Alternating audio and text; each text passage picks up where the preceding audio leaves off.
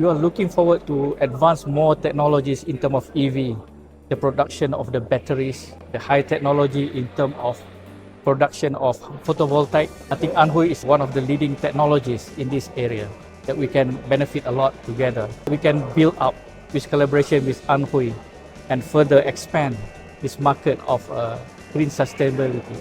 Regarding the strong point of Anhui, especially in the new energy vehicle, I think we can do something to establish or to strengthen our cooperation with Indonesia, because now Indonesia, one of our priorities is to develop downstream industries.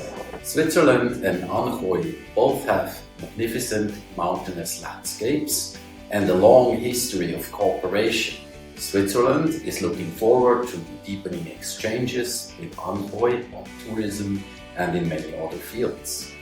This year's 75th anniversary of Sino-Swiss diplomatic relations is a great platform for doing this. 在汽车行业，尤其是新能源跟新能源车方面，我觉得还是有很多的合作的机会。所以我呢是很希望今年2025年有更多的美资企业能够到安徽来发展。我们也是希望借助安徽在科研方面的能力，我们在人工智能方面也能找到一些合作的机会。